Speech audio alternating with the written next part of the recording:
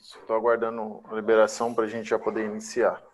Podemos Ajuda a iniciar? doutora Gilda, por favor, o Wesley também, depois que você iniciar, por favor. Claro, já entrei em contato com ela, doutora. Ela acabou de me ligar, vai entrar novamente, ela não estava conseguindo nos ver. Tá bom, então vamos iniciar. Vamos lá, e a Pode doutora Gilda começar, vai... Wesley. Só um momento.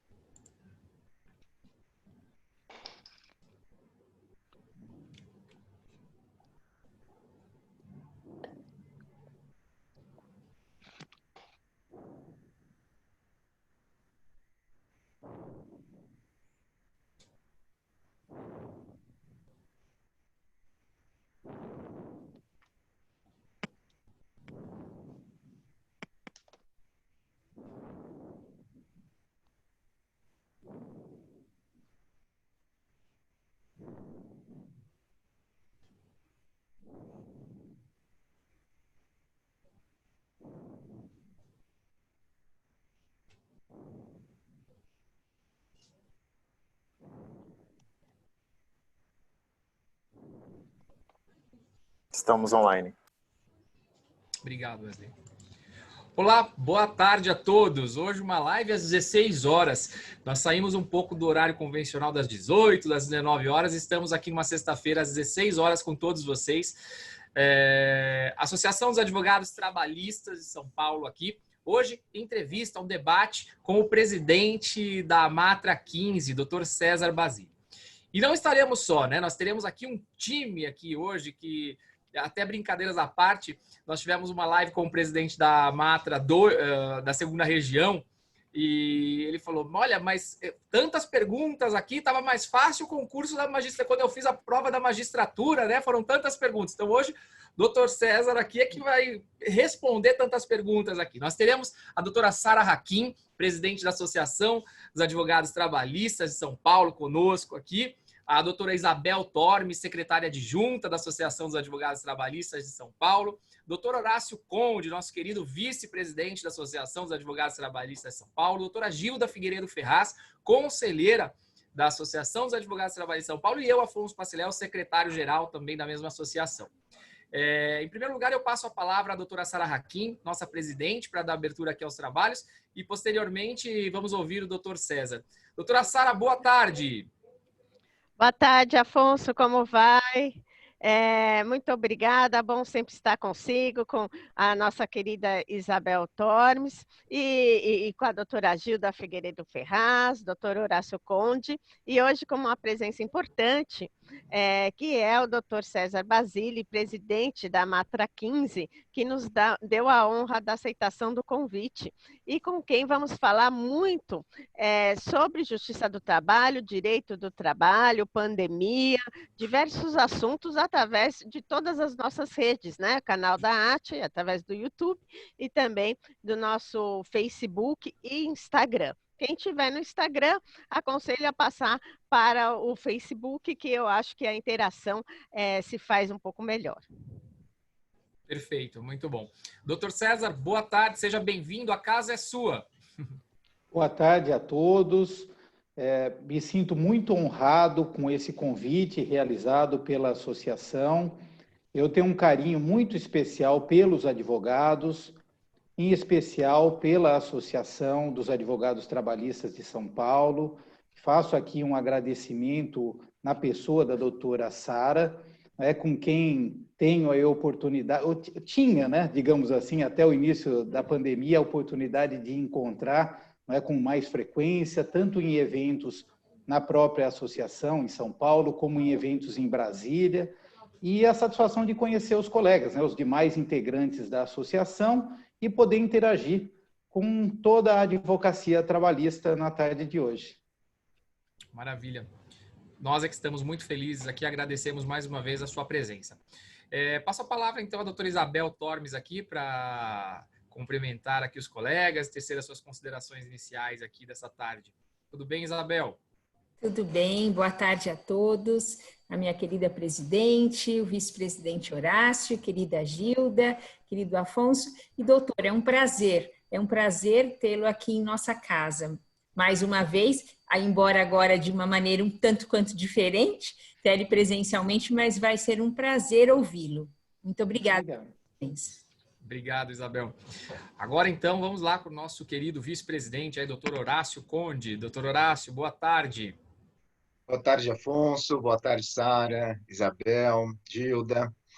E também é um prazer estar aqui com os colegas que nos acompanham, os magistrados, servidores, e em especial agora conversando com o presidente da Matra 15, que representa uma camada muito importante dos magistrados que estão lidando e trabalhando cotidianamente com os nossos associados, que a nossa associação tem o âmbito de atuação estadual. E para mim é um prazer redobrado, e o interior é sempre muito bem quisto por mim, porque eu tenho 2 pés lá, sou nascido aqui em São Paulo, mas fui criado lá, então me considero do interior. E para mim é sempre um prazer conversar com os magistrados, com os colegas e refletir um pouco sobre, agora, o futuro da Justiça do Trabalho e os andamentos dos nossos trabalhos. Obrigado, doutor Horácio.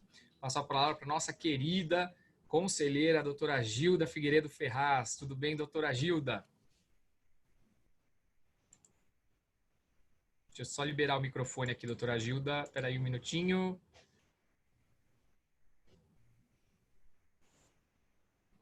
Peraí. Computador aqui.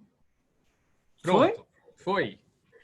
Então, boa tarde a todos, a nossa querida presidente, o nosso querido vice-presidente Horácio, Abel, o querido Afonso e o doutor César Basile. Mas eu queria dizer, para não se acostumar não com essa mamata da gente falar só no computador, porque em breve, se Deus quiser, nós vamos voltar. Mas é uma satisfação muito grande nós conversarmos com o juiz, como disse Horácio, que representa uma camada muito, mas muito importante. Eu tenho a honra de ter no meu currículo 10 concursos, eu participei de 10 concursos de ingresso à Magistratura Federal do Trabalho no Tribunal da 15ª Região.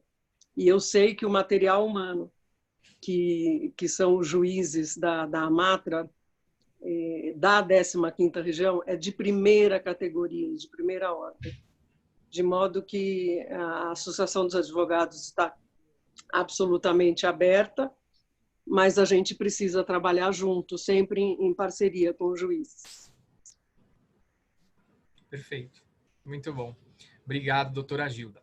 Bom, então a dinâmica de hoje, dessa nossa tarde aqui, sexta-feira, 16 horas, será de perguntas aqui direcionadas ao presidente da Matra 15, o doutor César Basile. Então eu inicio passando a palavra à doutora Sara Hakim, presidente da associação, em seguida ao doutor Horácio, depois do doutor Horácio, a doutora Isabel e a doutora Gilda. E depois nós retornamos para a doutora Sara e fazemos assim esse rodízio, tá bem? Doutora Sara, então, a senhora é a primeira a colocar aqui, tecer comentários e fazer pergunta aqui ao doutor César. Obrigada, doutor Afonso. Bom, primeiro eu quero dizer que o doutor César Basile já esteve várias vezes na nossa entidade, na Associação dos Advogados Trabalhistas de São Paulo. Eu gosto de fazer esse registro porque ele sempre anuiu e aceitou, esteve de bom grado conosco nos nossos eventos, nas nossas palestras, sempre agregando muito quanto aos conteúdos, né, que nós lá ministrávamos ou aos debates que lá eram feitos. Então, esse registro é importante, ele já sabe que a nossa associação é uma entidade que alcança 2 tribunais regionais do trabalho e, obviamente, é um trabalho complexo nosso, não é? Porque nós temos 2 regionais, muitas vezes com normativas bastante diferentes, linhas diferentes, e, aliás, até plataformas diferentes, não é? Para a realização das audiências telepresenciais. Quer dizer, então nós temos que trazer esses dados e fazer certos esclarecimentos aos nossos público e aos colegas que atuam também na 15ª Região ou nas 2 regiões. É importante dizer também que estivemos aqui com o doutor Frederico, e ele até me confidenciou que o doutor César também passou no concurso da 2ª região. Eu acho que era talvez até que a doutora Gilda também estivesse no oral, não sei se foi o último, eu estive no último, mas acho que foi até antes. Então, depois ele pode falar um pouquinho também dessa opção por permanecer no nosso TRT 15, e eu subscrevo as palavras da doutora Gilda quanto ao preparo dos nossos magistrados lá da 15ª região. Sempre gosto, inclusive, de mandar um abraço para o nosso Guilherme Feliciano, que sempre também nos contempla, o nosso doutor Jorge Sotomayor, que vai estar conosco na live já em seguida, o doutor Jordani, doutora Ana Paula Lockman, e tantos, doutora Ana Amarilis, né, a nossa presidente. Então, fica aqui o nosso registro. Doutor Basile, é importante sempre frisar o papel da advocacia, inclusive nos concursos de magistratura, né? E na própria jurisdição, né? Na própria Justiça do Trabalho. Gostaríamos de saber um pouco da sua trajetória pessoal, qual a sua história com o direito do trabalho, por que essa opção, qual a sua história com a magistratura do trabalho, se o senhor já advogou, inclusive eu soube há pouco que sim, e soube há pouco também que o senhor foi oficial de justiça. Então, me parece que o senhor já esteve em todos os campos aqui, né? Como servidor, como magistrado, como advogado. E me fale um pouco dos seus anseios, das suas perspectivas quanto à direção, à gestão da Matra 15, para que possamos conhecê-lo melhor. E já vou aproveitar para dizer que há pouco eu até ouvi uma palestra de um magistrado, acho que aposentado, e acho que talvez ele não tenha se comunicado bem, mas em um certo momento ele disse que o trabalho telepresencial tem sido bastante produtivo e mais frutífero, porque os advogados não se encontram ali no balcão para atrapalhar foi palavras dele, não é? Vamos dizer, a atuação dos servidores, que tem que, às vezes, ir procurar o juiz, e tem que procurar os servidores e tudo mais. Quer dizer, é uma visão bastante estereotipada, maculada e absolutamente imprópria, obviamente, da advocacia trabalhista. Quer dizer, linkar essa aludida produtividade telepresencial com o afastamento ou a falta de proximidade com a advocacia trabalhista. Então, eu gostaria que o senhor já, nesse momento, respondesse essa. Eu ia fazer uma pergunta, mas acabaram ficando 2 ou 3. A doutora Sara é assim, ela faz uma pergunta que tem, assim, 4, 5 ramificações. Mas sem problemas nenhum. A gente, se eu puder, dentro do possível, farei todos os esclarecimentos, enfrentarei todos os temas.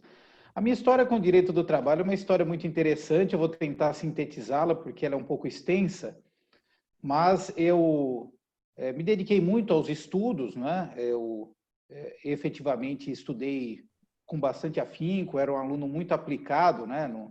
no ensino médio, e acabei sendo bem sucedido em um concurso que realizei logo que fiz 18 anos de idade.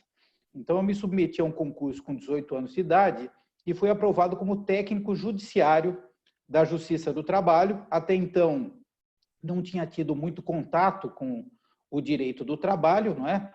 Por óbvio, mas já tinha ingressado na faculdade. Eu ingressei na faculdade de Direito com 17 anos. E, por conta desse concurso que eu fui aprovado, então tomei posse em Jundiaí. Eu atuava, então, na segunda na segunda Junta de Conciliação e Julgamento de Jundiaí. Isso foi no ano de 1996.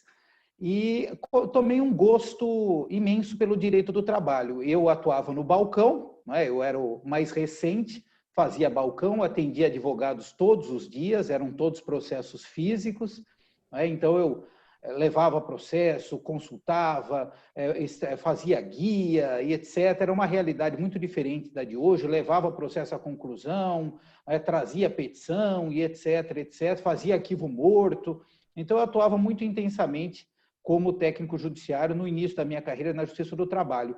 E a leitura diária, não é, de peças trabalhistas, inclusive eu era responsável por pegar as petições, então havia um serviço de distribuição e de protocolo, físico. E eu era o responsável por encaixar as petições em cada um dos processos. E eu tinha aquela curiosidade, fazia a leitura, como funcionavam as coisas. Eu até achava engraçado, na época, agravo de petição. Eu achava uma palavra tão diferente isso, porque a gente não estudava isso. Na minha época de faculdade, o ensino do direito do trabalho era um ensino muito singelo, se resumia aí a um semestre, no máximo 2 semestres. Um semestre era para direito material, um para direito processual. Isso mudou muito ao longo do tempo. A área trabalhista foi ganhando uma importância muito maior, mas na época não era. E eu, então, permaneci na Justiça do Trabalho, até atuando como técnico judiciário, até que surgiu a oportunidade de eu fazer um concurso para oficial de justiça. Aí, esse concurso exigia nível superior. Eu, então, acabava de me formar na faculdade, isso foi em 98, me submeti ao concurso de oficial de justiça e acabei obtendo êxito e permanecendo em Jundiaí, na central de mandados de Jundiaí. Já eram varas do trabalho e eu permaneci em Jundiaí. Inclusive, como foi mencionado, fui oficial de justiça, inclusive, do colega Jorge Souto-Maior, que hoje, inclusive, é associado da Matra 15, não é? Que eu tenho aí o prazer de dividir aí a magistratura com ele, embora hoje, né, também desembargador do Tribunal Regional do Trabalho, da 15ª Região. Então, atendi diversos colegas, né, que hoje são meus colegas, mas na época eu era oficial de justiça, só que eu tinha um sonho de advogar, eu tinha uma vontade muito grande de advogar. Eu sou filho de advogado, meu pai advogou por muito tempo, quase 40 anos de advocacia. Eu sempre tive a vontade de atuar como advogado e eu, então, realizei algo que é algo difícil de se ver, né? de se identificar hoje, principalmente na atualidade.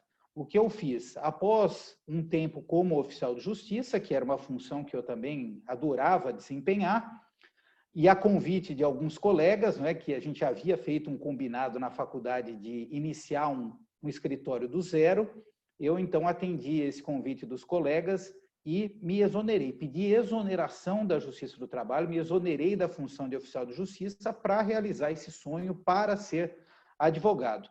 E advoguei por 12 anos. Né? Eu sempre tive essa minha vontade de advogar e esse sangue da advocacia nas veias, e assim eu fiz. Né? Nesse período eu tive a oportunidade, inclusive, de ser convidado a lecionar, um convite muito honroso, e eu tenho que fazer esse destaque aqui, porque nós perdemos, o magistério perdeu 2 ícones dos concursos preparatórios, mas, em especial, eu preciso destacar o professor Damásio de Jesus, que, no ano de 2004, me deu a oportunidade, então, me convidou para integrar o corpo docente da faculdade Damásio de Jesus, que havia acabado de ser fundada, e me convidar para atuar nos cursos preparatórios. Então, foi uma oportunidade para um jovem, eu tinha 27 anos na época, ele apostou em mim, eu permaneci no Damásio por muitos anos também, enquanto permaneci na advocacia, permaneci no magistério no Damásio, né, nos cursos preparatórios na Faculdade Damásio de Jesus. Tive a oportunidade de ser convidado pela editora Saraiva a escrever 4 obras, né, que são sinopses jurídicas, que auxiliaram muitos colegas, inclusive, na obtenção de sucesso nos concursos públicos, e dizendo isso porque recebo com muito carinho o retorno deles a respeito dessa obra, né, da contribuição que essa obra lhes deu.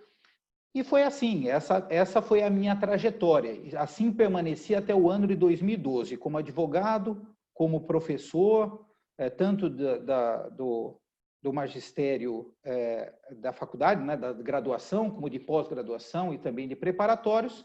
E no ano de 2012, então, eu resolvi realizar o meu segundo sonho, que era justamente percorrer todas as etapas, digamos assim, do direito, funcionar de todos os lados do balcão, né? Então, eu fui tanto o servidor, aquele que recebia diretamente o advogado e o atendia e realizava rotinas internas, então tive a oportunidade de conhecer essa realidade, tive a oportunidade de conhecer a realidade das ruas do oficial de justiça, que atua diretamente com as partes e os envolvidos no processo. Tive a oportunidade de realizar essa minha experiência do outro lado do balcão, experimentar essa sensação de ser o advogado, de atuar na defesa da parte, de atuar, digamos assim, sentir a sensação, né, de defender um direito até o fim, inclusive em grau recursal, defesas, sustentações orais e etc., etc. Viver essa realidade que eu acho que enriqueceu muito a minha trajetória profissional. E, por fim, então, só faltava concluir com a magistratura e no ano de 2012, então, resolvi me dedicar com mais intensidade aos estudos direcionados à magistratura e tive a grata satisfação no ano de 2013 de lograr êxito no concurso da magistratura da 15ª Região. Então, em outubro de 2013, eu fui empossado, no dia 10 de outubro de 2013, como juiz da 15ª Região. Eu me livrei da presença da doutora Gilda. Agora eu vou fazer uma inconfidência, que eu me livrei da banca oral da doutora Gilda, porque ela era tida como carrasca, assim, era uma pessoa que exigia bastante dos candidatos. Acabou que no dia, especificamente, eu fui sabatinado pelo doutor Fábio Bueno e obtive a aprovação, então tomei posse. Mas olha que interessante, como eu iniciei 2 concursos simultaneamente, eu tinha o concurso da 15ª Região e tinha o concurso da 2ª Região, as duas aqui do estado de São Paulo. E eu avancei nos 2 concursos. Então, enquanto eu fazia escola da magistratura em Brasília, que é um requisito para a magistratura, eu fui chamado para a banca oral em São Paulo, no TRT2. E aí eu não escapei da doutora Gilda. Aí foi ela mesma, a representante da OAB, responsável pela minha sabatina, pela minha inquirição ali. Era o doutor Pedro Paulo Manos, acho que a doutora Tânia, que estava na banca, querindo, e a doutora Gilda. Tive a satisfação, então, de ser aí inquirido por ela, né? E foi até interessante, vou cometer a inconfidência completa aqui. O interessante é que a doutora Gilda já sabia que eu era magistrado. Não sei se ela se recorda disso, mas ela já sabia que eu era magistrado. Então, quando eu fui chamado para fazer a fase oral, não é? Quando teve início a minha fase oral, e depois que os magistrados já haviam sido, digamos, consultados a fazer suas inquirições, e que chegou a vez da doutora Gilda, é interessante, ela começou já dessa maneira, o que assustou os candidatos que estavam ali aguardando, porque ela fez ali um relato, falou: doutor, já sei que o senhor foi aprovado na 15ª Região, já sei que o senhor é magistrado, e eu gostaria de fazer algumas perguntas para o senhor. Qual a opinião do senhor sobre alguns despachos que nós temos aqui na Justiça? E eu não posso me esquecer disso, porque foi um momento muito marcante da minha trajetória, e ela me mostrou, assim, era uma notificação inicial em que se exigia o arrolamento das testemunhas, né? E ela queria que eu dissesse o que eu pensava sobre aquilo, né? E eu tentei explicar e externar que era uma política da unidade jurisdicional, muito provavelmente, e que não necessariamente precisaria ser seguido pelo magistrado, que o magistrado faria compreensão sobre o assunto, o fato de não ter o arrolamento, que isso não deveria trazer implicações processuais e etc, etc. Mas ela insistia justamente nisso. Mas o que o senhor vai fazer? O que o senhor é isso? Aí tinha um outro despacho, que era, inclusive, eu não sei se continua sendo padrão, eu nunca utilizei, não é? Mas, assim, que eram os embargos declaratórios, que era um despacho meio intimidatório, digamos assim, que podem ser reputados como protelatórios, podem ensejar a multa e etc. Falou, doutor, o que o senhor acha disso e tal? Enquanto isso, os candidatos ficavam ficando perplexos, porque eles não estavam preparados para isso, eles estavam preparados para falar sobre o ponto. E isso não tinha a ver com o ponto, tinha a ver com o dia a dia, não é? Da magistratura. E eu também disse que era algo que eu não utilizaria e que era algo que sequer deveria ser, digamos assim, utilizado, que eu achava que era completamente desnecessário, etc. Tal. Mas o interessante é que aquilo virou um debate entre advogados, digamos assim. Era algo muito característico de advogados, coisas que nós costumávamos fazer na advocacia. Esse debate, não é, entre advogados é muito comum. Não é? É incomum para quem está ali se submetendo ao concurso na fase oral. E talvez para aqueles que não estejam acostumados com o dia a dia da advocacia, mas para nós muito comum. E os demais integrantes da banca diziam o seguinte, não, deixa eles. E a gente começou a debater. E terminou a prova, quando eu saí, encontrei os colegas do lado de fora, eles falaram assim, César, acho que você não pode brigar assim você não pode dialogar assim com essa intensidade com o integrante da banca. Fala assim, eu acho que infelizmente você perdeu a oportunidade, etc. Tal. Aí eu falava para eles, não, vocês não conhecem, a advocacia assim, funciona assim. Eu tenho certeza que a doutora compreendeu a dimensão, eu tenho certeza de que eu me dei bem, eu me saí bem, porque, na verdade, eu me posicionei como deveria fazê-lo, não é? E era o que ela esperava que fosse feito. E essa leitura que os colegas estão fazendo, essa leitura está equivocada. Eu tenho certeza que não será por isso que eu deixarei de passar. E, de fato, eu passei. Não é? E tive a satisfação. Inclusive, tirei uma nota altíssima, assim, foi muito gratificante para mim, algo que ficou muito marcado para mim. E foi o mesmo concurso, inclusive, do colega Fred, né? Frederico, e nós fomos aprovados nesse mesmo concurso. E eu acabei não tomando posse na segunda região, agradeci imensamente, não é, a oportunidade de ter me submetido a esse concurso, de ido até o fim. Dizer da importância que tem o TRT2 para mim também. Eu tenho uma admiração muito grande pelo trabalho do TRT2, pela dimensão, não é, que ele tem, mas que eu seguiria no TRT15, primeiro porque eu sou de Jundiaí, né? Então eu sou nascido em Jundiaí, então eu sou do interior. E comecei a minha carreira em Jundiaí. E também porque realmente eu admiro muito o meu tribunal, tal qual o TRT2, que representa 599 municípios. Então, eu tenho um amor assim muito grande pelo TRT15 desde 1996. Então, pedi licença ao TRT2, agradeci, mas permaneci aí no TRT15 por conta disso. Essa é a minha trajetória profissional, eu sei que me alonguei muito nela, mas eu precisava falar isso, viu, doutora Gilda? É uma lembrança que tenho toda vez que vejo a doutora, é uma lembrança que tenho e eu precisava relatar esses fatos todos. Não, sem dúvida, precisava falar, doutor,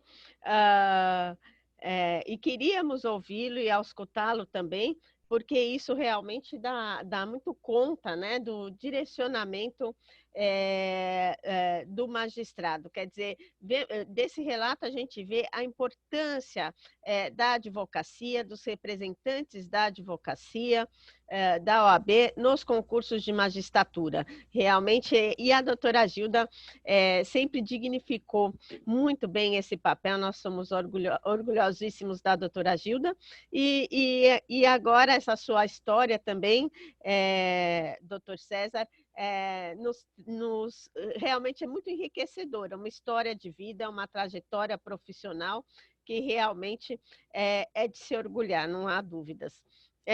Vou passar agora para o nosso vice-presidente, mas não posso deixar aqui, como eu fiz referi alguns nomes, também gostaria, a par de registrar, né, a nossa proximidade com o nosso Tribunal Regional do Trabalho da 15ª Região, de falar que sempre tivemos um bom convívio com a Matra 15 e também antes do seu mandato, nós tínhamos a nossa presidente Patrícia Maeda, com quem eu muito aprendi também, o doutor Marcos Barbeirinho também, que são seus colegas e lá estão também fazendo parte, integrando a nossa Matra 15. Parabéns, doutor, pela trajetória. Horácio, por favor, a sua pergunta, o seu questionamento para o nosso presidente da Matra 15. Bom, boa tarde novamente, doutor Basile. Eu quero continuar nesse gancho aí, aproveitar mais um pouquinho dessa experiência, doutor Basile como advogado, como advindo da serventia mesmo e tal. Porque e talvez deixar aberta aqui uma pergunta, colocando no começo da minha ponderação aqui, sobre qual é o papel que o associativismo pode ter na contribuição com um melhor diálogo social em geral, dos magistrados com os advogados, com os servidores também, os advogados com servidores, servidores com magistrados, que também existem seus problemas próprios nessa relação e tal. E antes de fazer a colocação toda, reforçar que fico muito feliz de saber da trajetória de Vossa Excelência, de verificar a sua veia jurídica mesmo, interessada em advogar, montar um escritório desde o início, depois ir para a magistratura e tal. E acho que isso só enriquece as pessoas. E quando a gente não tem essa oportunidade de navegar por diversos mares, o associativismo acho que pode contribuir com isso. A gente acabar fazendo diversas reuniões e nos reunindo com os associados, com os nossos pares nas associações profissionais, para ir trocar as ideias, né? Um teve uma experiência como advogado, outro como servidor e tal. Porque não é de agora, e essa colocação que a doutora Sara fez é muito importante, não é de agora que sob a advocacia existe uma pecha que é até histórica, e muitas vezes até compartilhada por alguns poucos advogados. Há na história uma obra muito pequena, mas muito conhecida, que envolve um advogado trabalhista, que é o Evaristo de Moraes Filho, que publicou a carta que o Rui Barbosa enviou para o pai dele, quando o pai questionou: Rui, você como advogado vai defender um inimigo político? Uma circunstância própria, né? E ele respondeu, o Rui Barbosa, né, respondeu uma carta, e o filho, Evaristo de Moraes Filho, publicou, onde ele basicamente diz, né, ela é publicada como O Dever do Advogado, carta de Evaristo de Moraes, mas ali ele diz da importância e do papel social que o advogado deve ter. E isso, na história, vem vindo até o nosso estatuto e nosso código de ética, que fixa que nenhum receio de incorrer em impopularidade ou de incorrer em popularidade também perante o judiciário ou de ter uma má relação com aquele juiz deve impedir o advogado de advogar. Vossa Excelência acha que e como acha que o associativismo pode contribuir com isso, essa melhora dessa relação? Fazendo ainda uma lembrança, também sou do interior, mas porque aqui em São Paulo, e vou terminar com isso, nós temos por baixo 120, 130 varas do trabalho. A gente discute com o juiz, muitas vezes tem o titular, o substituto, o auxiliar. Às vezes você pode simplesmente não encontrar mais esse juiz ao longo do ano, por exemplo. Mas no interior é muito mais difícil, não é? Porque às vezes é vara única, às vezes não é nem vara única, você tem que ir para a cidade ao lado, não é? Porque a cidade onde você reside, o advogado, não tem a vara do trabalho e tal. Como que Vossa Excelência acha que o associativismo pode contribuir para isso, a Matra em si? Como acha que podemos evoluir? Perfeito. Bom, inicialmente eu gostaria de colocar uma situação que eu acho importante, porque toda vez que nós falamos sobre relacionamento interinstitucional, e normalmente esse relacionamento ele se dá em relação ao tribunal, ou na relação de entidades com o tribunal ou na relação com a Ordem dos Advogados do Brasil. Não é? Então, eu acho que todos sabem bem do que eu estou dizendo, da grande importância que tem ambos, não é? Tanto os tribunais regionais como a Ordem dos Advogados do Brasil. Eu já, inclusive, desempenhei a função de coordenador da Escola Superior da Advocacia na OAB, sempre tive muito orgulho de tê-lo feito, mas nós sabemos que as instituições, elas possuem regras, primeiro, elas são mais rígidas, elas são, digamos, mais difíceis no trato, muito embora exista uma seriedade muito grande no trabalho, um trabalho muito bem realizado tanto pelo tribunal, em tudo que envolve o tribunal, como pela Ordem dos Advogados do Brasil. Então, o respeito, ele é grande. Mas eu acredito que a associação, ela traga, digamos assim, uma proximidade mais entre aqueles que a compõem. Então, eu acho que nós conseguimos, através da associação, superar alguns obstáculos, às vezes são obstáculos, burocracias, às vezes, que nos impedem de justamente trazer um dia a dia mais leve, de trazer uma atuação mais harmônica. Eu costumo dizer isso. Então, e por que digo? Porque, obviamente, que o tribunal ele tem que se preocupar com uma posição institucional, assim como a OAB ela se preocupa com uma posição institucional. Muitas coisas colocadas sob a ótica institucional, elas ficam facilitadas, mas ela não faz a sintonia fina, sabe? Nem a instituição, nem o tribunal, nem a OAB, e nem pode fazê-lo, dadas as diversidades, as diferenças que nós temos, principalmente, vou colocar o meu caso, que é a 15ª região, são 599 municípios, então o Estado de São Paulo, com a grandeza que ele tem, com as dimensões gigantescas que o Estado de São Paulo tem, retirando a capital ali, nós representamos tudo aquilo. Então, vai desde, vamos colocar, o Vale do Paraíba, que tem uma realidade X, e Campinas, que tem uma realidade mais próxima de São Paulo, com o Presidente Prudente, que fica no oeste, completamente diferente a realidade. Então, assim, o que faz a associação? Justamente a associação traz uma perspectiva diferente. Então, acho que o associativismo, nesse aspecto, ele é muito importante. Não é? Nós conseguimos dialogar com mais facilidade, conseguimos criar soluções alternativas, com menos burocracia. Então, vejam, nós estamos numa época de pandemia, talvez esse seja um dos temas. O diálogo dos magistrados, o diálogo direto dos magistrados com a advocacia, ela é fundamental. Não é? Então, vejam que no nosso caso, esperar do tribunal, que o tribunal, digamos assim, defina o modo operandi, assim, o modo operandi para todos, né?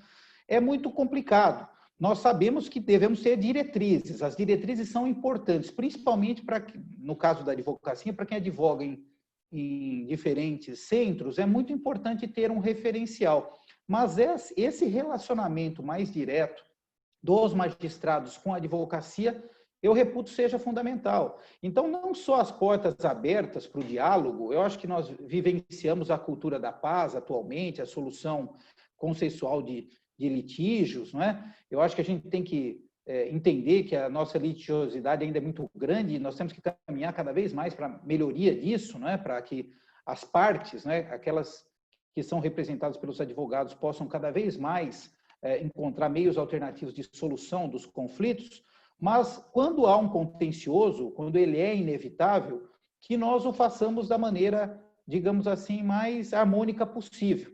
Até porque todos nós, de uma maneira ou de outra, somos instrumentos. É claro que a instrumentalidade é do processo, mas nós somos atores de um processo que é o instrumento e cada qual possui uma função dentro do processo, né? Não há uma hierarquia.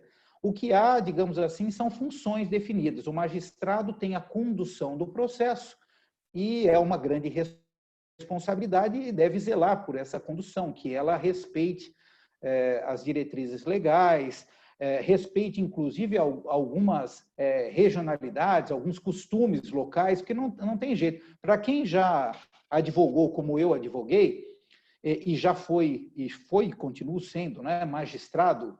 Eu estou atualmente me dedicado aí às atividades associativas, mas a gente sabe que existem peculiaridades locais, né? Então, por exemplo, eu que atuei em São Sebastião, tinha a questão da balsa, sabe? Assim, então, não adianta, tem a balsa que demora a chegar. Então, às vezes, de repente, você chega lá, está vazia a sala, não chegou ninguém, de repente chegam todos juntos, porque todos vieram na mesma balsa. Então, é uma realidade diferente, entendendo? Então, precisa haver essa compreensão. E eu acho que a associação garante isso. Por ser, digamos assim, uma entidade com caráter privado, por ter justamente esse ânimo, porque quem se associa com esse ânimo, né?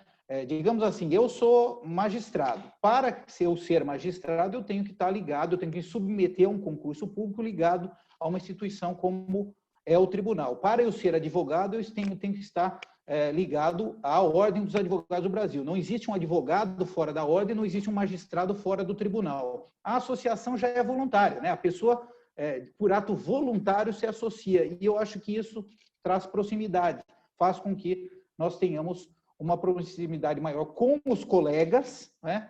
E eu acho que o relacionamento entre as associações pode contribuir muito no diálogo com as instituições. É o que eu penso, assim, da função, do papel da associação. Por isso que, sempre que há um pedido de qualquer associação perante a AMATRA, da associação dos servidores, do sindicato, que seja dos servidores, Sind15, da Associação dos Oficiais de Justiça, a SOJAF 15, da Ordem dos Advogados do Brasil, claro, da Associação dos Advogados, seja de São Paulo ou a Associação dos Advogados Trabalhistas de São Paulo. Nós sempre estamos de portas abertas porque é o caminho do diálogo, digamos assim, o princípio do associativismo, é dialogar e criar, né, construir pontes e construir soluções conjuntamente. Eu penso assim.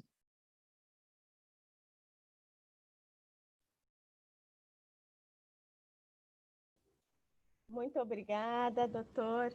Acho que o senhor está sendo muito claro, realmente. E agora nós vamos passar a bola, né? Agora com essa figura desportiva, aí, passar a bola para a nossa Isabel Tormes. A Sara agora é expert em mundo futebolístico. A bola está comigo, então. Doutor César, é muito gratificante saber desse posicionamento do senhor e, claro, da AMATRA no sentido do diálogo, né? Entre advocacia, magistratura. E dentro desse diálogo, com certeza Vossa Excelência tem noção das aflições e eu diria até do desespero da classe, né, nossa, da advocacia como um todo, por uma série de motivos e por conta da pandemia que alastrou a todos, né? Eu diria que é um flagelo terrível, né? Todos nós sabemos disso.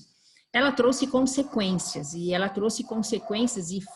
claro, físicas, né, para os trabalhadores de uma forma geral, para a humanidade, mas aqui do lado dos trabalhadores e também consequências psíquicas, com certeza.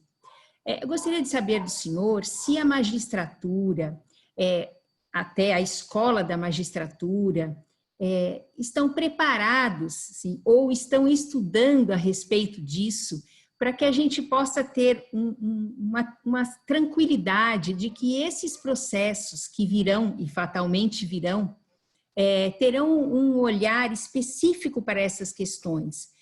Nós sabemos que não é tão fácil a existência de peritos médicos especializados, né, em psiquiatria. A Justiça do Trabalho nos parece, aliás, que carece dessa parte técnica médica nesse sentido. Seria essa questão que eu passo para Vossa Excelência nesse sentido. O que a magistratura, se ela está preparada ou se está estudando para isso, e o que ela pode nos alentar nesse sentido? Perfeito, agradeço a pergunta. No meu pensar, é lógico que a pandemia é algo novo para todos, não é? Nós temos muitas dimensões a serem avaliadas por conta da pandemia, mas eu reputo que nesse aspecto, em especial, existe uma vantagem de todos nós estarmos submetidos ao isolamento social e às restrições sociais que atualmente estamos. Por que digo isso?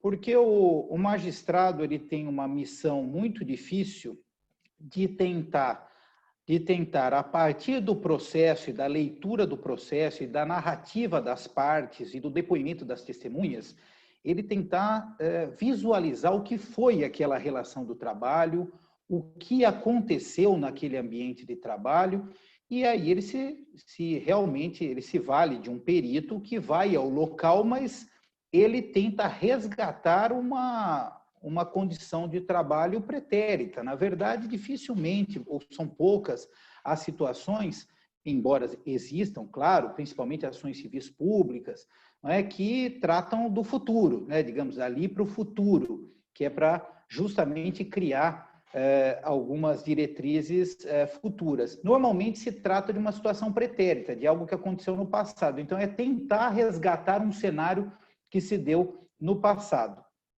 E o magistrado, então, fica imbuído de mergulhar naquele processo, naquela narrativa colocada pelas partes, tentar extrair no entender dele qual seria a verdade, não é? O que realmente aconteceu, e com a ajuda do perito, não é? Tentar compreender tecnicamente qual seria a melhor maneira de distribuir justiça no caso concreto. Nesse caso da pandemia, me parece que o magistrado ele fica um tanto mais preparado para enfrentar, porque ele vivencia todas essas restrições, não é, no dia a dia dele. Ele sabe exatamente, não é, o quanto o isolamento social, digamos assim, ele implica, digamos assim, na vida do ser humano.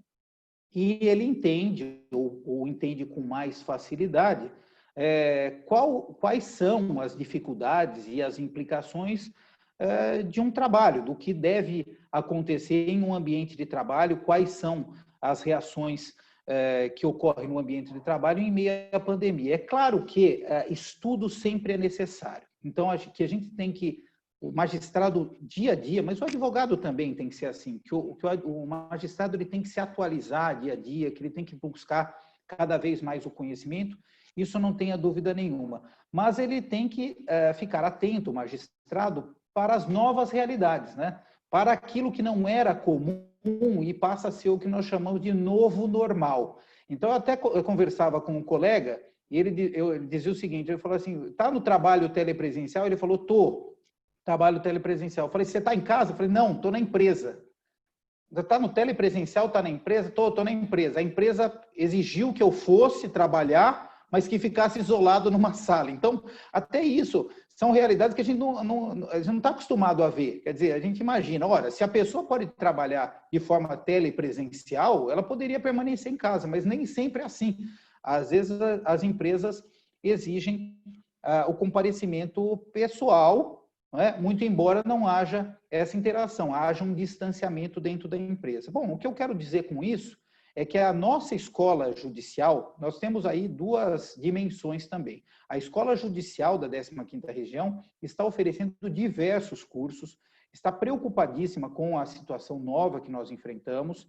Então, não só em relação às MPs, que nós tivemos aí muitas MPs, né, muita novidade na legislação trabalhista, o direito e o processo do trabalho ganharam um protagonismo muito grande do ponto de vista legislativo por conta das MPs, como também em outros aspectos. Epidemiológico, então nós estamos tendo cursos de médicos epidemiologistas para explicar como é a epidemia, como que funciona. Temos também cursos relacionados à saúde mental, isso é também algo recorrente da Escola Judicial, que vem nos oferecendo isso, com especialistas. Nós temos também atividades que são oferecidas até para que, direcionadas, inclusive atividades direcionadas, porque a magistrada ela tem um olhar diferente agora na época da pandemia, por conta justamente da dupla missão que normalmente desempenha. Isso não é efetivamente algo exclusivo do cenário do magistrado do sexo feminino, mas isso também é compartilhado hoje. Muitos magistrados também desempenham funções de cuidados domésticos, inclusive com filhos, mas o fato é que, né, na grande maioria das vezes, nós temos aí a magistratura feminina dividida entre duas atividades: as atividades domésticas com atenção à família e as atividades jurisdicionais, razão pela qual existem, inclusive, cursos e, enfim, existem orientações que são dadas tanto pela escola judicial como pela escola associativa, algumas escolas associativas, não só a escola da 15ª região, com essa preocupação, entendeu? Que é justamente a gente conseguir viver esse novo normal, a gente conseguir contemplar e contemporizar e conseguir desempenhar da melhor maneira possível essas funções, não é? Porque, vejam, mesmo quando nós falamos de audiência, nós estamos falando de audiência, eu tenho certeza que a audiência será tema também, que nós vamos abordar. Nós estamos, e dentro de casa, nós estamos no nosso lar, não é? Nós estamos aí, digamos assim, dentro da nossa casa, e devemos conviver não só com a nossa atividade, isso tanto magistrados como advogados, como com o nosso dia a dia. Então, às vezes acontece de nós estarmos em uma audiência e o filho está ao lado com uma aula online, e tem uma outra pessoa que nós cuidamos, estamos com ela em casa, que está realizando outras atividades em outro cômodo. O fato é que nós temos que conviver com essa nova realidade, todos nós, não é? E acredito que, pelo menos do ponto de vista do conhecimento, não está faltando oportunidades aí para os magistrados se atualizarem nisso e conhecerem novas realidades. Então, é o que eu penso, assim. Acho que a advocacia, digamos assim, pode ficar tranquila em relação a isso, que eu espero, né, que a qualidade das sentenças e das decisões seja mantida, porque há uma sensibilidade muito grande por parte da magistratura, em vista, inclusive, de tudo que vem assimilando pessoalmente, né, pela vivência pessoal e também conhecimentos externos. Muito obrigada, doutor. Obrigada, doutor. E o nosso TRT 15 também teve uma questão aí dos peritos, né, que foi invocada pela doutora Isabel, que foram, com toda a propriedade, não é, expurgados, né, da Justiça do Trabalho por conta aí de crimes de falsa perícia e coisas desta natureza ilícita. Então, imagino que, inclusive, em termos de perito, haja aí uma demanda necessária. Agora eu vou passar a palavra para a nossa doutora Gilda Figueiredo Ferraz, nossa conselheira da AT. Por favor, doutora Gilda.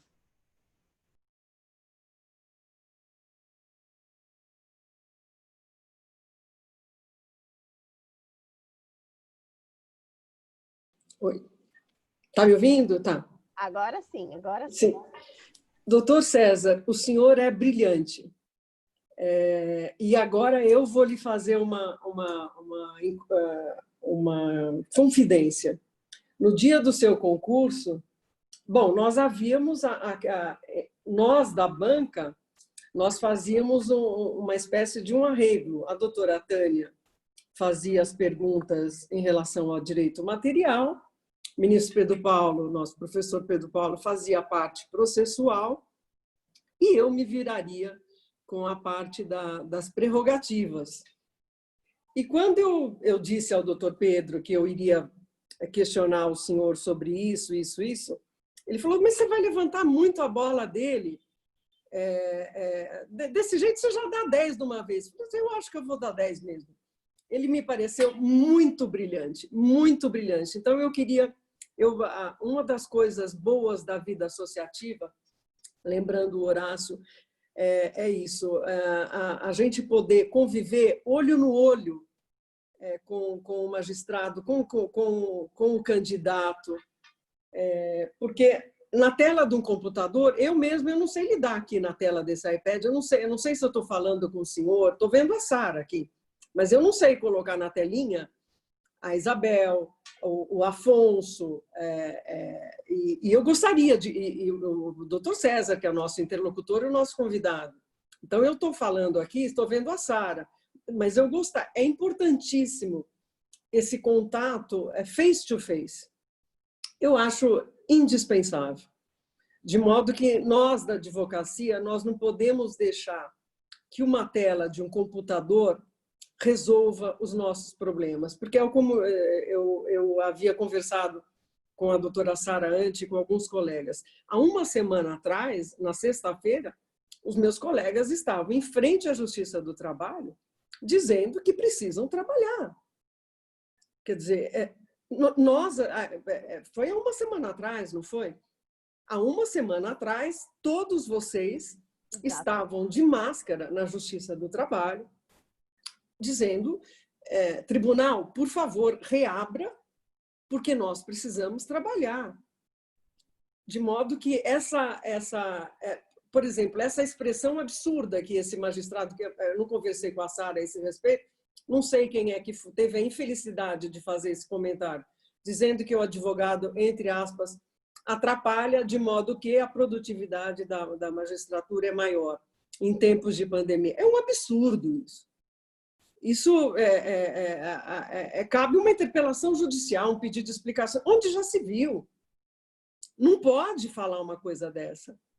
O advogado é essencial à administração da justiça por conta, inclusive, da Constituição Federal. E essa sintonia fina,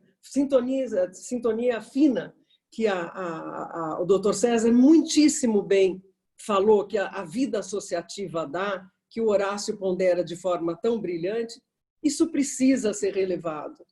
Esse plus a mais, né, que as pessoas dizem, isso a nossa associação leva, porque a interlocução nesses períodos de pandemia tem sido da Associação dos Advogados Trabalhistas. Esse bate-papo, essa conversa, quer dizer, eu sei que o senhor é brilhante, e eu vi a sua ficha, eu sei exatamente o seu concurso, me lembrei agora, me lembro inclusive da notificação que eu lhe mostrei, indignada, que era de uma vara que tinha aquele carimbo comum, que as partes deveriam, sob pena, não sei do que, apresentar, arrolar as testemunhas. Era a incidência do artigo 825 da CLT. E outra era uma notificação, tipo uma notificação ameaça, porque um colega meu havia interposto embargo de declaração e a juíza, na época, mandou um despacho realmente ameaçando. Olha, a prevalecer os embargos, queria que houvesse outra decisão. Então, são essas questões que eu coloquei à época e que é o papel do advogado fazer. O advogado não pode incomodar, o advogado está lá para ajudar, porque a nossa garganta é a garganta do nosso cliente. A parte da advocacia no concurso público é exatamente essa que eu fiz. O senhor me desculpe se eu talvez tenha sido, à época, um pouco exigente, mas eu sabia que o senhor era brilhante. E geralmente, eu dou sorte em concurso. A única pessoa, salvo engano, que foi reprovada por mim foi um colega seu da 15ª região, não me lembro quem seja, não me lembro o concurso, que falou em sede de exame oral que não receberia advogados. De modo que eu não tinha como me justificar na ordem, a não ser com uma reprovação. Pedi até licença para a banca, mas a minha nota na época foi a de reprovação. Porque é impensável, sobretudo em termos de pandemia, o advogado não ser recebido. E a vida associativa faz essa sintonia que o senhor tão bem colocou. Ela leva a voz da advocacia até a do magistrado. Isso é muito importante. É muito importante. Mas o que eu trouxe, a Matra 15, sempre foi presidida por juízes de primeiríssima ordem. Doutor Marcos Porto, eu vou ser injusta se eu não me lembrar de todos. Doutor Jordani, doutora Ana Paula, doutor Firmino, que dividiu a sala comigo no escritório de Mareste Almeida, e foi tão... Hoje é presidente da vara lá de Piracicaba, de modo que vocês tenham... Doutor Guilherme Feliciano, que passou comigo também, é gente da melhor qualidade. E talvez essa indagação posta pela minha colega doutora Isabel seja muito pertinente, porque nós queremos ter um resultado de um trabalho da parte da magistratura. E tem que ser um trabalho pensando o que o senhor disse, estamos todos no mesmo barco, estamos todos em isolamento social. Eu não vejo a minha filha desde o dia 9 de março, porque ela é xiita. Eu ainda dou minhas escapadinhas, mas a minha filha é xiita, não desce nem na recepção, eu não a vejo. De modo que é muito difícil essa situação para todo mundo, é muito triste, se não trágica.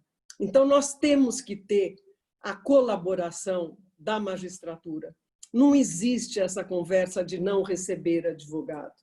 Não, a vara não disponibiliza um telefone para nós despacharmos com o juiz. Tem que disponibilizar, doutor. O senhor precisa trabalhar, a Matra precisa trabalhar nesse sentido, inclusive nos tribunais. Aqui na segunda região, a semana passada nós tivemos uma colega, a doutora Leopoldina, não sei se a doutora Sara soube disso, que no ato quando de uma sustentação oral em uma das turmas, a rede caiu para o desembargador relator. E ela, com muita justiça, com muita pertinência, pediu que lhe fosse restabelecido o tempo. E pediu a nulidade, porque, enfim, como é que se ia recontar o tempo? Ela pediu que fosse redesignada essa sessão, porque a rede caiu na casa do relator. Então, é esse dia a dia com o qual nós estamos convivendo hoje, doutor César. O advogado, nós temos em São Paulo, 70% da advocacia não tem acesso bom como nós, o senhor, a doutora Sara, o doutor Horácio, doutor Isabel, nós temos um bom iPad, um bom computador. 70% não tem esse acesso. Então, nós precisamos ter um olhar mais complacente, eu não digo nem misericordioso, mas um olhar complacente de contribuição com a advocacia. É uma barbaridade o que esse senhor falou aí, que o advogado atrapalha.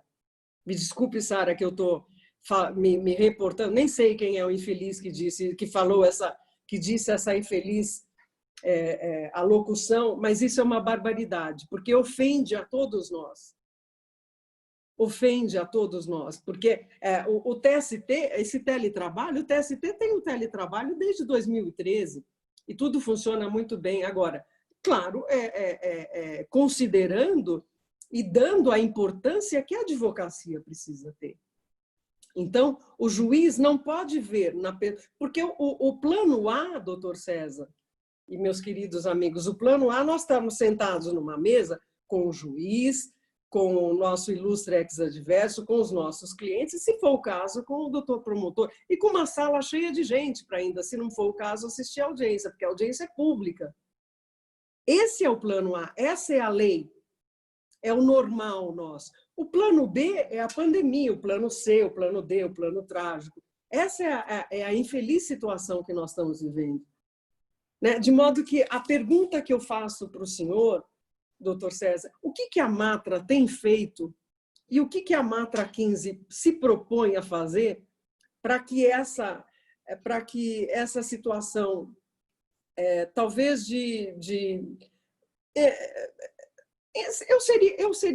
eu diria até indelicadeza com a advocacia, não aconteça mais. O que o juiz pode fazer para contribuir com a advocacia? As diretorias regionais, porque eu sei que a Matra 15 tem as diretorias regionais. Eu sou uma pessoa do interior, eu nasci, graças a Deus, no interior lindo, que é São José do Rio Preto, e tenho propriedades em Lins, de modo que eu sei que a Matra tem diretorias regionais. Os diretores regionais, os juízes, têm sido conversados sobre como tratar a advocacia? Eu deixo essa indagação a vocês e me perdoem se eu fui inconveniente, mas a nossa profissão é advocacia, e a advocacia nós temos que dar garganta, dar voz às nossas ideias. E é isso que me passa no momento agora. Me desculpem. Perfeito, agradeço muito o questionamento, doutora Gilda. E o que eu gostaria de destacar é que o fato de estarmos vivendo uma pandemia não pode mudar a realidade de um processo, não pode mudar a realidade do relacionamento que a magistratura deve ter com a advocacia. Vejam, esse é um entendimento meu e defendido pela diretoria da Matra 15, de que, obviamente, a nossa função, nós temos uma responsabilidade, a magistratura tem uma responsabilidade muito grande de dar uma resposta ao jurisdicionado, porque é o bem da vida que está sendo tratado, ele espera uma resposta do judiciário e nós, como condutores do processo, nós precisamos dar uma resposta à sociedade e a esse jurisdicionado. Mas o relacionamento da magistratura com a advocacia, ele não pode mudar. Nós precisamos pensar caminhos para que ele se torne viável em época de pandemia. Então, o que nós conversamos muito na Matra 15, entre os colegas, é justamente como fazê-lo, não é? É claro que tudo é muito novo, as audiências, elas acabaram retomando o seu curso, inicialmente as audiências conciliatórias, as audiências iniciais, e estamos vivendo aí uma dificuldade para tentar conferir qualidade técnica e segurança para as audiências instrutórias. Agora, esse contato da advocacia com a magistratura, que era natural acontecer numa situação presencial, ele não pode pura e simplesmente desaparecer, porque nós sabemos da importância de se despachar com um magistrado em algumas situações, de colocar algumas peculiaridades do caso concreto e efetivamente respeitar algumas peculiaridades de um caso concreto. Nós sabemos que, mesmo na fase de execução, o contato da advocacia com a magistratura era constante, fazendo uma interlocução com os oficiais de justiça, em relação a algumas providências que eram imediatas, emergenciais, que precisariam ser realizadas ali, também em relação às tutelas, né, concessão de tutelas provisórias, tutelas de evidência de urgência, onde o contato era muito grande e às vezes envolvia a atuação de oficiais de justiça. O fato é que nós temos que criar caminhos. Eu só penso que nós temos que nos preparar. A pandemia, é óbvio, é algo muito ruim, não se discute isso, os efeitos nocivos da pandemia. Mas como vivemos um novo normal, me parece que seja uma época, um tempo de repensar o futuro, como que nós podemos aprimorar, melhorar a atividade jurisdicional, o relacionamento entre as instituições, enfim, a fluidez do processo para o futuro. Então, vejam, como nós temos que ter investimentos nesse período, como nós temos que ter a adaptação a novas plataformas, como a doutora mesmo colocou. Eu mesmo tenho dificuldade de transitar por essas diferentes plataformas. Veja, o TRT-15, ele tem o pacote Google Suite. Então, ele paga um pacote que é o Google Suite. Então, ele tem a plataforma Google Meet. Então, nós, magistrados da 15ª Região, utilizamos o Google Meet, e o Google Meet permite a gravação das audiências. Mas nós não temos acesso ao PJE Mídias, por exemplo, que é um local onde poderia ficar armazenado. Tudo isso precisa ser aprimorado e melhorado. Na 12ª Região é o Cisco, não é? Sistema Cisco, Webex. Aqui, na segunda, é o Cisco. Na segunda, é a Cisco Webex. E já é um sistema diferente. Então, veja, os advogados têm que transitar entre essas duas plataformas.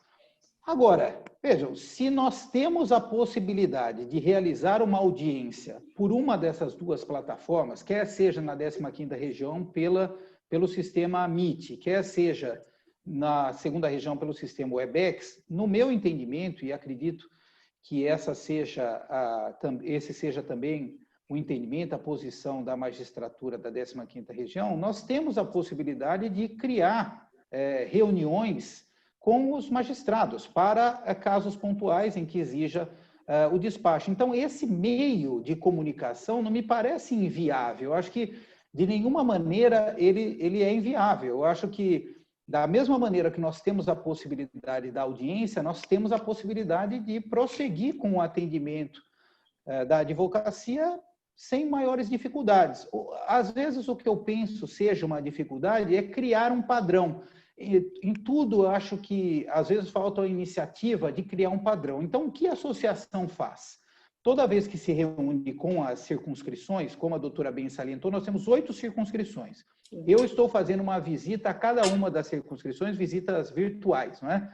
Fazendo o que nós chamamos de um encontro nas circunscrições. E nós estamos tratando da retomada das atividades presenciais, né? Nós estamos ouvindo os colegas, as peculiaridades de cada unidade, nós temos várias peculiaridades de unidades jurisdicionais, e sempre que conversamos, a sugestão que a Matra dá, e eu acho que esse é o papel da associação, inclusive, é não só ouvir o colega, como é tentar criar soluções locais.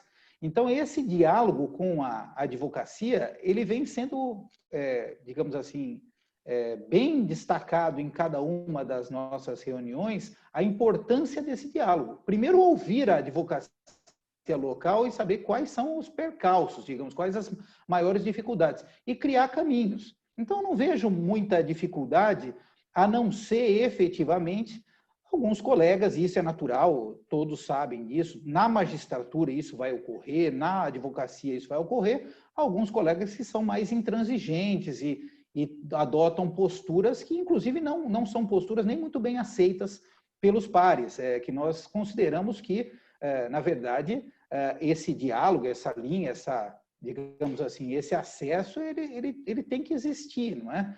Então, alguns são mais refratários a isso, às vezes são refratários num primeiro momento, às vezes tem, digamos assim, uma maior reserva inicial, mas com o diálogo, com o esclarecimento, isso vem mudando. Aliás, boas experiências faz com que os colegas mudem de opinião, tanto advogados como magistrados, isso eu já percebi. Não é? Então, quando nós, na magistratura, nós colocamos o que nós chamamos de boas práticas, algo que funcionou bem, então, por exemplo, supondo, tem locais em que há uma parceria da advocacia com a magistratura até para a questão de equipamentos, aquisição de equipamentos, sabe assim? E quando a gente percebe que isso gera uma boa prática, isso acaba sendo difundido para os demais. Então, é aquela pessoa que tinha aquela reserva inicial, tinha um entendimento diferente, até muda de opinião em relação a isso. Quer dizer, pensava ser de uma maneira, mas, no fim, fez uma reflexão maior e não viu aquele obstáculo que inicialmente existia.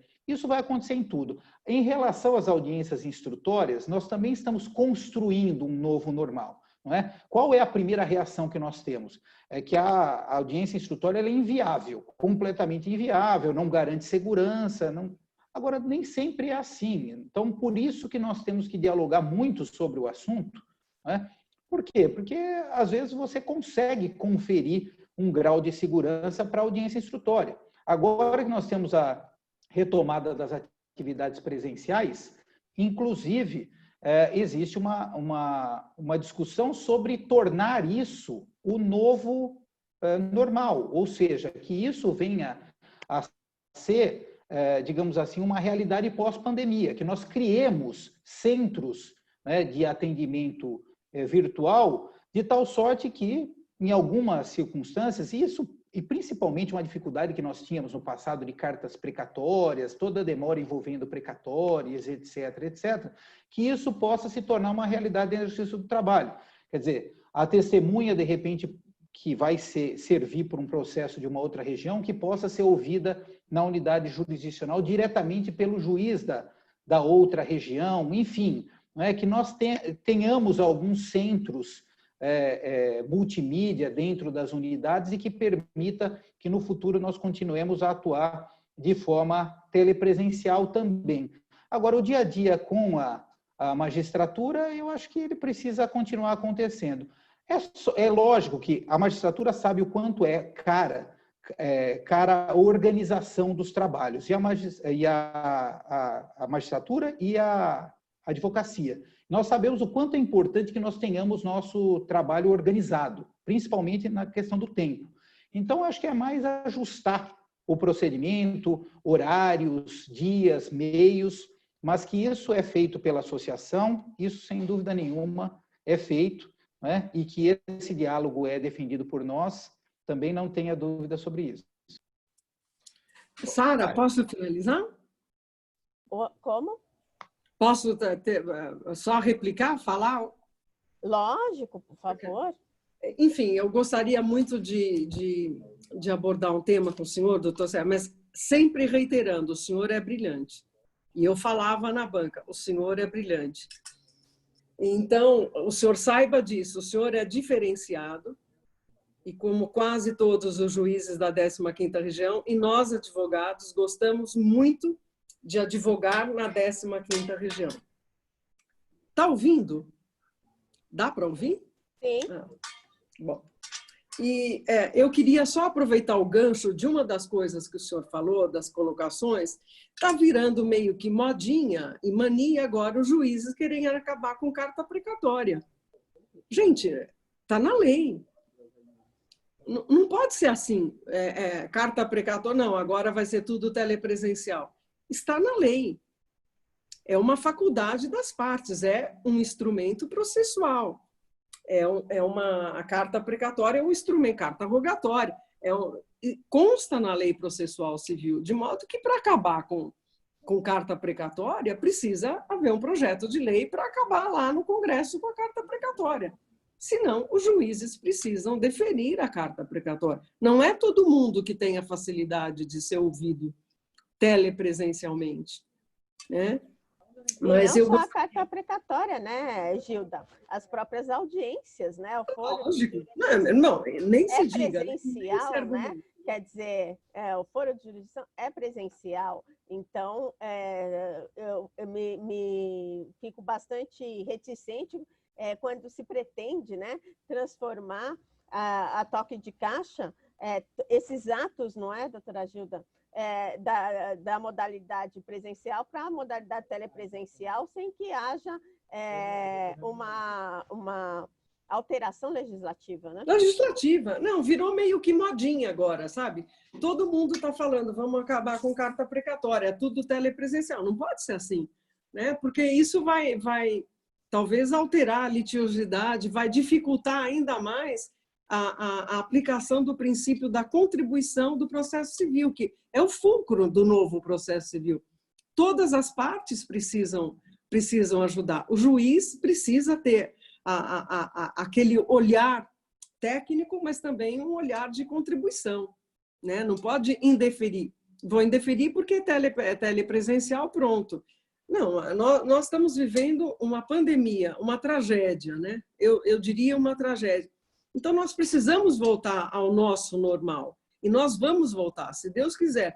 Mas eu relembro, A semana passada, sexta-feira, os meus colegas, doutora Sara, doutora Isabel e o doutor Horácio, estavam lá na Barra Funda pedindo para voltar a trabalhar presencialmente. É o que nós queremos, né? E eu acho que os juízes também. Nós precisamos ter esse contato. O universo do processo não pode se valer numa tela de um iPad e de um computador ou de um celular. Nós precisamos voltar. Então é isso. Muito obrigada, doutor César. E o senhor saiba que eu sempre o considerei brilhante. Muito obrigado. Agradeço as palavras.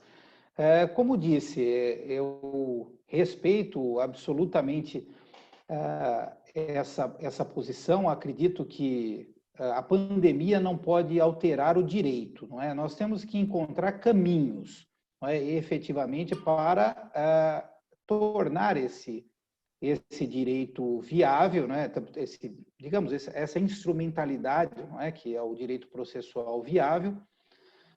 Precisamos ter uma preocupação muito grande. Eu vou aproveitar o gancho.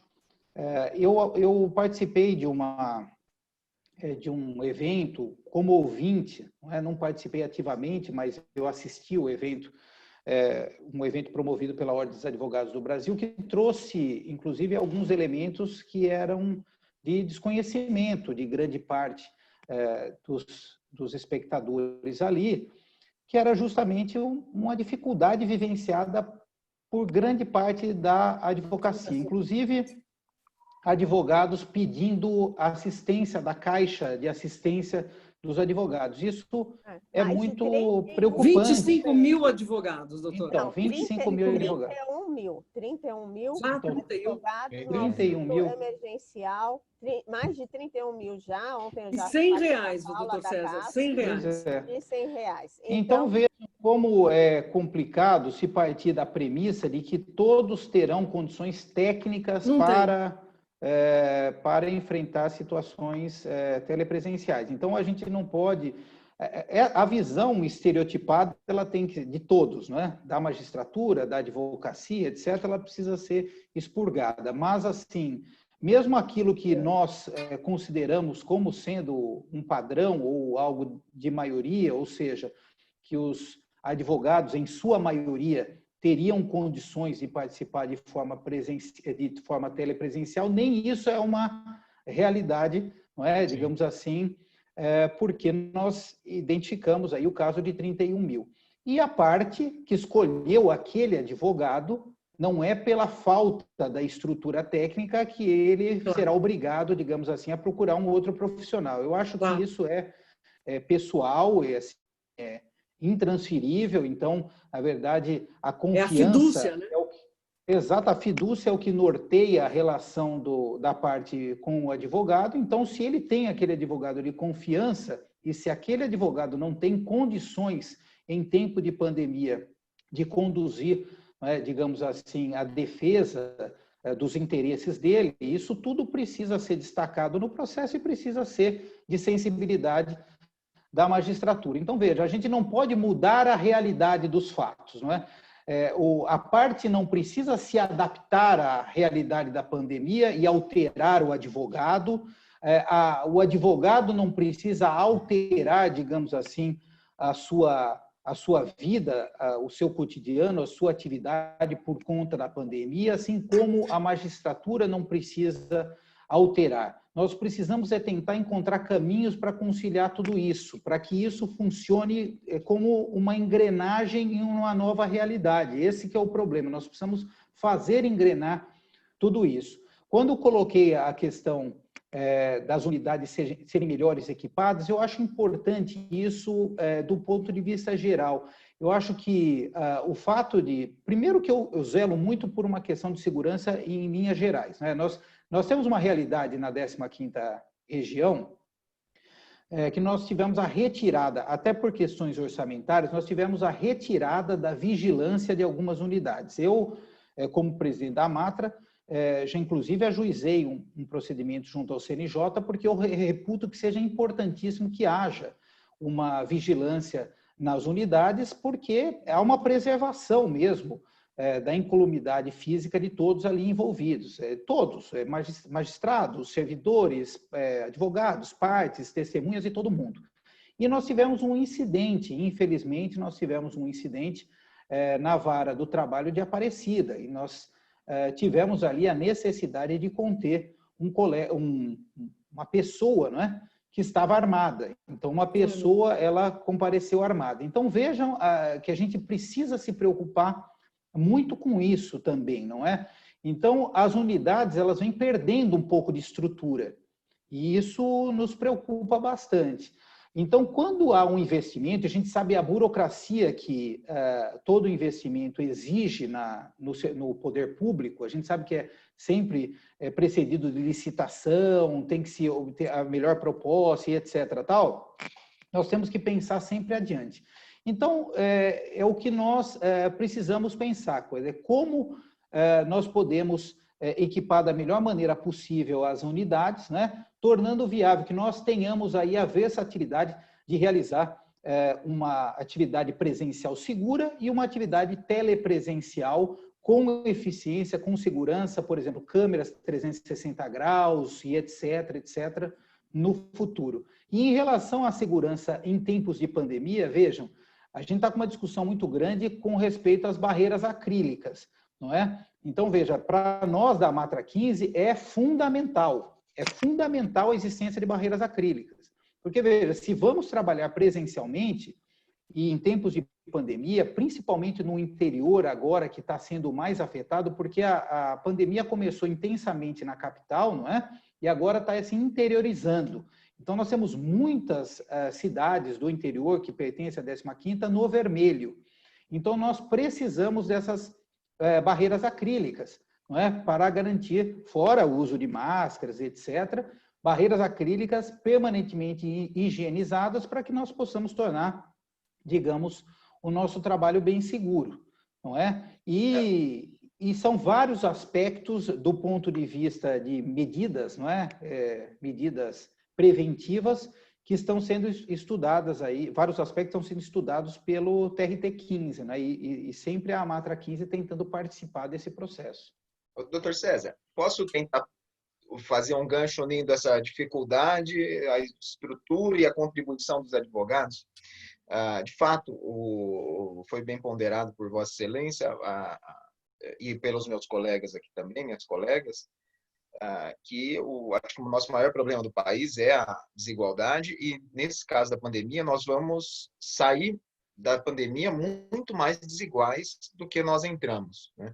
É emblemática a situação da Domênica no Rio de Janeiro, que se contaminou por Covid por conta da patroa que havia viajado para o exterior, mas a empregadora sobreviveu e a doméstica faleceu porque não tinha acesso ao serviço de saúde, tinha uma nutrição muito dificultada por conta da classe social e tudo mais. E nesse caso aqui, também vai permeando a advocacia, esse tipo de dificuldade, além de uma dificuldade adicional, que eu acho que existe por parte dos juízes, mas importa e impacta muito mais a vida dos advogados, que é a dificuldade de comunicação. O advogado, quando vai para uma audiência ou quando vai para uma sustentação oral, Sua Excelência bem sabe, porque já foi advogado e nos observa, o advogado se preocupa com a postura, com a entonação da voz, numa sustentação oral principalmente e tudo mais. E hoje existe um elemento filtrante aí, filtrante entre muitas aspas, entre as duas partes, porque já é difícil comunicar, não é? É que o outro vai entender daquilo que a gente está dizendo. Mas hoje existe a voz digitalizada, a falha de conexão, a perda de imagem, e assim vai, o áudio ruim e assim por diante. Então, isso tudo eu quero passar uma contribuição positiva para que melhore, inclusive no relacionamento entre os juízes, para que eles possam refletir também sobre essa nova realidade dos advogados, porque é um item a mais que é objeto de tensão. A gente estuda o caso, a gente se prepara, percebe todos os pontos controvertidos e tal, vai para uma audiência com uma sustentação oral muito bem preparado tecnicamente, mas nos preocupamos agora. Será que eu estou sendo ouvido? Será que eu vou conseguir a conexão? Então, a gente acaba ficando muito mais tenso E como o elemento de preclusão está muito mais voltado para nós do que para os magistrados, e como o instrumento de convencimento é muito mais do advogado, isso nos deixa assim numa situação ainda um pouco mais tensa, né? E tudo isso para dizer que existem, na experiência que a gente tem da defesa da classe dos advogados, a gente percebe que muitos problemas eles existem, são reais, mas muitas vezes aquele envolvido, direto ou indiretamente no problema, sequer sabe que ele existe. Muitas vezes o juiz não sabe, por exemplo, que que o advogado tem uma dificuldade de contactá-lo. É simplesmente porque ele não consegue ter essa ciência por parte da serventia que barra o advogado, por exemplo, neste exemplo só mesmo, né? E nesse caso eu quero dizer para Vossa Excelência, existe até com relação aos despachos, não só uma dificuldade de se acessar o magistrado, mas existem várias do trabalho na 15ª região, e a gente pode colaborar com isso fornecendo informações, que o único telefone da vara não funciona. Ele está indisponível, ele está quebrado, tem aquela mensagem eletrônica da Vivo, eu ia dizer aqui Telesp, mas aí ia denunciar muito a minha imagem, a minha idade. Mas vem aquela coisa, a Telesp informa, o telefone não está funcionando.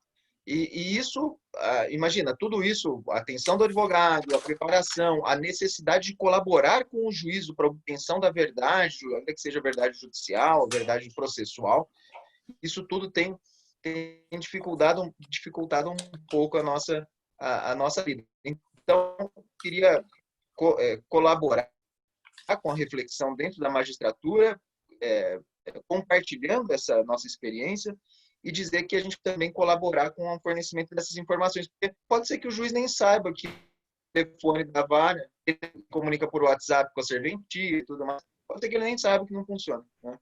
Então, se Vossa Excelência também permitir, bem entender, a doutora Sara também, nós podemos então, muito tocados com essa dificuldade de conexão com os magistrados.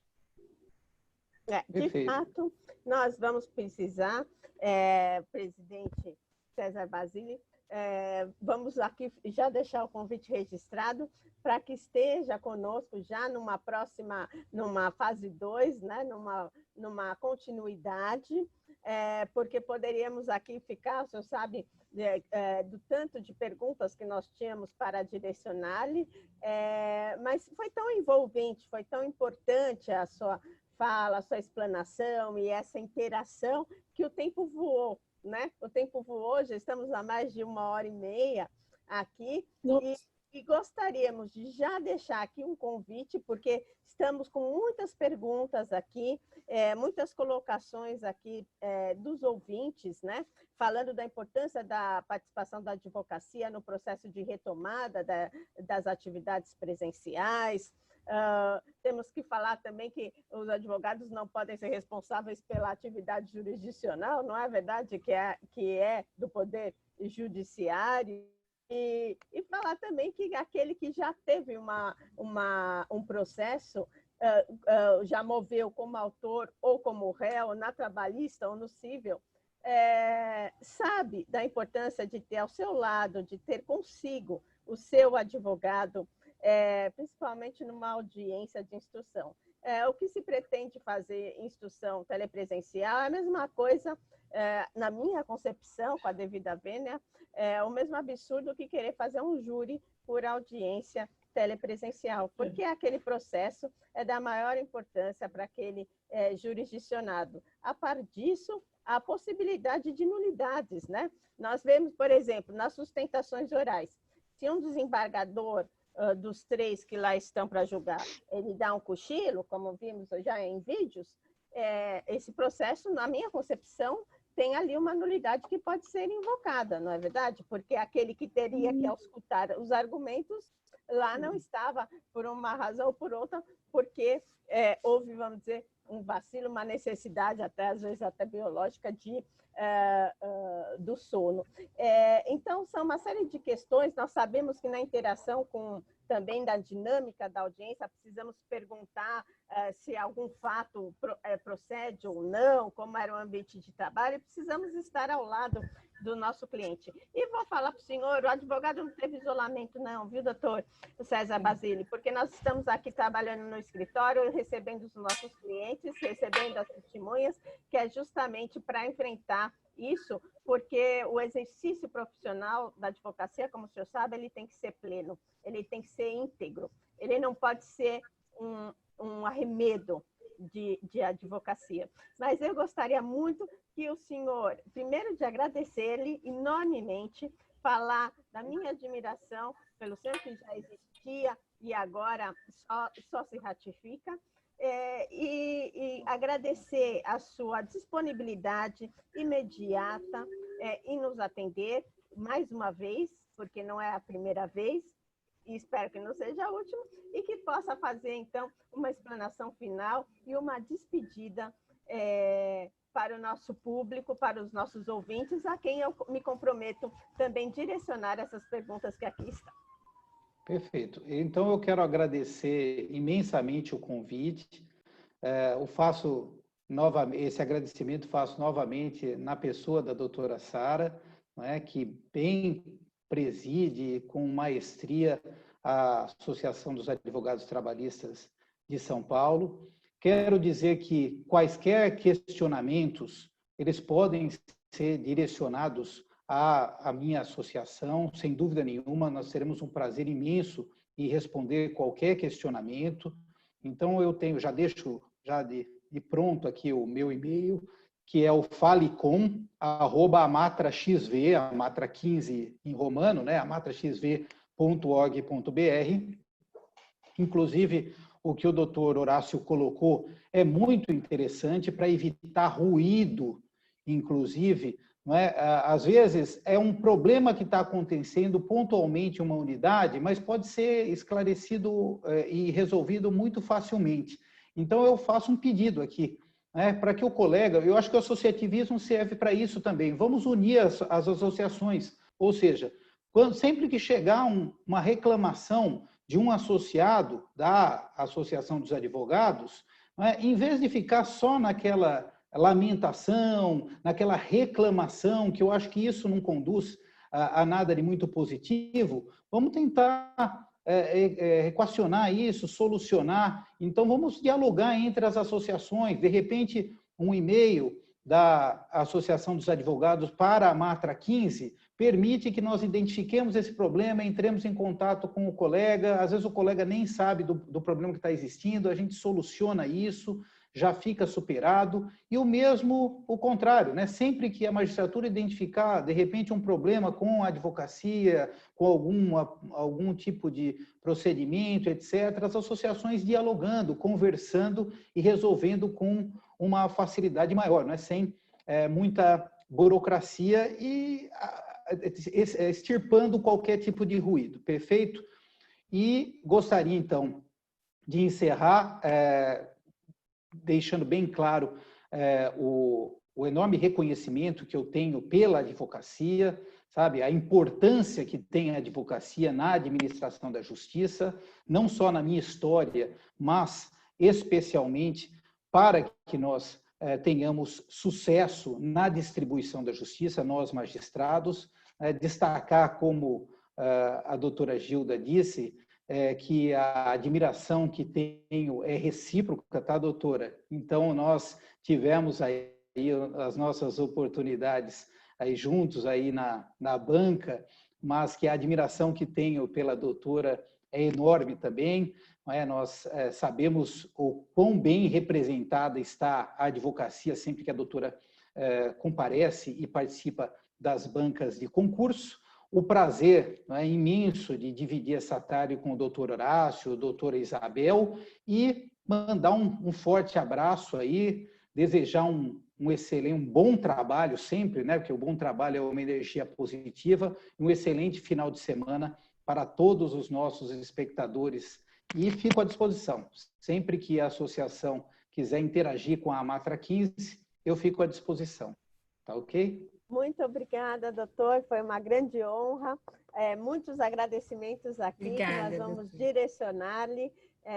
Realmente foi muito bom e muito aprendemos consigo, muito bom. E já somamos e faremos, então, essa interlocução.